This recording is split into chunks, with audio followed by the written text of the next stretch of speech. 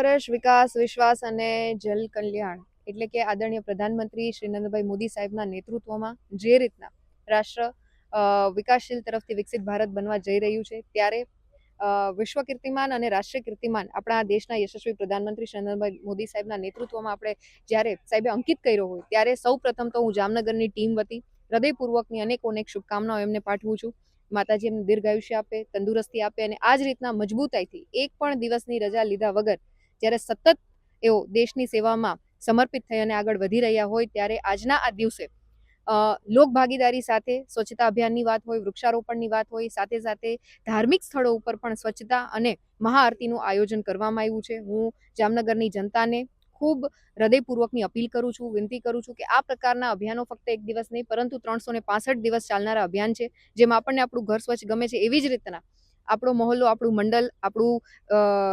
જિલ્લો અને આપણું રાજ્ય પણ ક્યાંક સ્વચ્છતા તરફ અગ્રેસર થાય. અને ગુજરાત તો પહેલેથી જ 2 દાયકાઓથી જ્યારે મોડલ સ્ટેટ તરીકે આ રાષ્ટ્રને આગળ વધારવામાં સતત સહયોગ આપી રહ્યું હોય, આદરણીય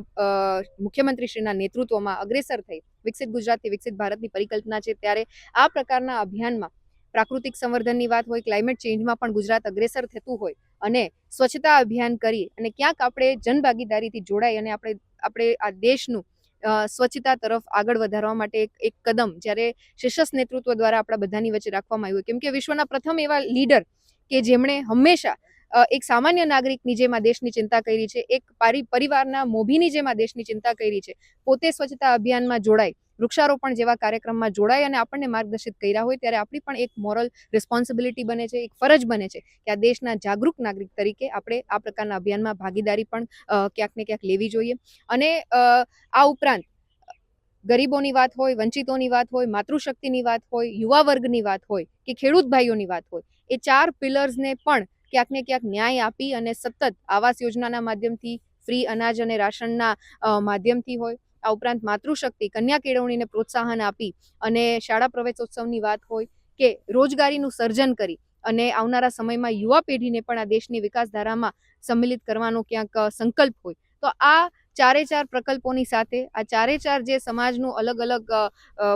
પ્રતિકાત્મક જે આધારસ્તંભો છે એને સતત અગ્રેસર રહી અને દેશનું સુકાન જ્યારે ભાવિ પેઢી સંભાળવાની હોય, તો દેશને એ રીતના તૈયાર કરીએ કે જે વિકાસશીલમાંથી વિકસિત રાષ્ટ્ર બની શકે. એના માટે સતત આપણા આદરણીય પ્રધાનમંત્રી શ્રી મહેનત કરે છે. ખંતથી આપણને બધાને સહકાર આપી અને સતત ચિંતા કરી અને આગળ વધતા હોય, ત્યારે હું પુનઃ દેશનું શીર્ષસ્થ નેતૃત્વ અને ગુજરાતને તો એમાં સવિશેષ બહોળો લાભ થયો છે કે સતત 2 દાયકાથી એમના નેતૃત્વનો લાભ મળ્યો હોય અને સમગ્ર રાષ્ટ્રમાં એક મોડલ સ્ટેટ તરીકે ગુજરાત જ્યારે પથદર્શક બનતું હોય, ત્યારે હું પુનઃ જામનગરની ટીમ તરફથી આજરોજ માનનીય પ્રધાનમંત્રી શ્રી નરેન્દ્રભાઈ મોદી સાહેબને હૃદયપૂર્વકની શુભકામના આપું છું અને આવનારા સમયમાં આ જ